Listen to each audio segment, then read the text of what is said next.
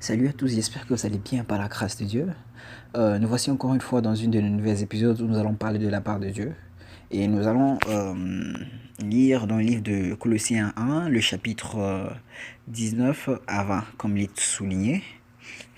La Bible dit, en effet, Dieu a voulu que toute sa plénitude habite en lui. Il a voulu par Christ tout réconcilier avec lui-même, aussi bien ce qui est sur la terre que ce qui est dans le ciel, en faisant la paix à travers lui, par son sang versé sur la croix. Amen. La Bible précise, la Bible dit, par le Christ, c'est par le Christ que nous sommes réconciliés, à travers son sang qu'il a versé sur la croix de Golgotha. Alors aujourd'hui, je viens vous je viens vous parler de cet homme de Jésus-Christ, cet homme de 33 ans, Jésus-Christ qui est plein d'amour, qui a accepté de se sacrifier pour moi ou pour toi, pour qu'enfin que nous soyons sauvés. Oui, aujourd'hui je viens vous parler de l'amour de Dieu. Cet amour de Dieu qui est inconditionnel, dans le sens où nous étions pécheurs quand Dieu est venu nous donner Jésus-Christ. Quand Dieu a donné au monde Jésus-Christ, le monde ne méritait pas Jésus-Christ. Nous ne l'avons pas mérité, mais par son amour, Dieu par son amour, il nous a donné quelque chose que nous n'avons pas mérité. Et c'est ce qu'on appelle la grâce. Il nous a fait grâce à travers son Fils, Jésus-Christ.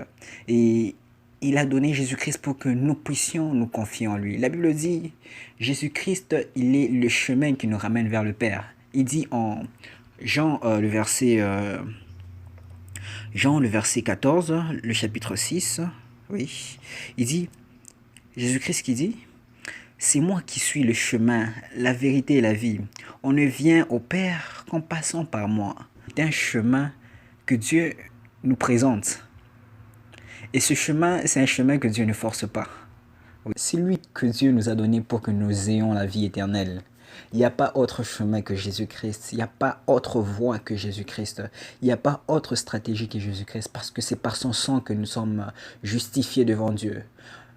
L'amour de Dieu est tellement grand dans nos vies que même David lui-même ne comprend pas, en disant, dans le verset 8 de Psaume, le psaume chapitre 8, excusez-moi, le verset 5, la Bible dit, ça c'est David qui parle, qui dit, je dis, qu'est-ce que l'homme pour que tu te souviennes de lui, et le Fils de l'homme pour que tu prennes soin de lui. Donc David ne comprend pas comment est-ce que Dieu fait tous ces... Dieu fournit plusieurs efforts pour sauver l'homme.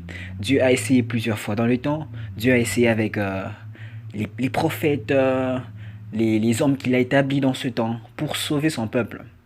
Mais on a toujours compris que l'homme était toujours rebelle à Dieu. Et Dieu a essayé plusieurs fois. Et Dieu a décidé d'envoyer son Fils unique, Jésus-Christ, afin que toi et moi nous soyons sauvés. Vous ne voyez pas que Dieu nous a assez prouvé son amour.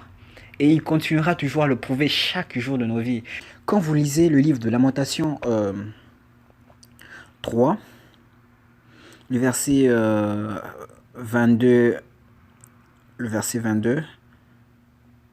au verset 23, la Bible dit ceci, je vais souligner, les bontés de l'Éternel ne sont pas épuisées, ses compassions ne prennent pas fin, elles se renouvellent chaque matin, que sa fidélité est grande. Nous comprenons que nous avons un très bon Dieu, un Dieu tellement amour.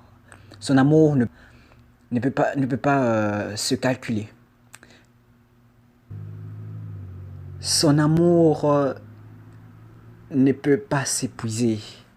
Dieu nous aime chaque jour, et chaque jour de nos vies, il nous donne une chance de revenir vers lui. Parce que la Bible dit, les bontés de l'Éternel ne sont pas épuisées. Ses compassions ne prennent pas fin. Elles se renouvellent chaque matin.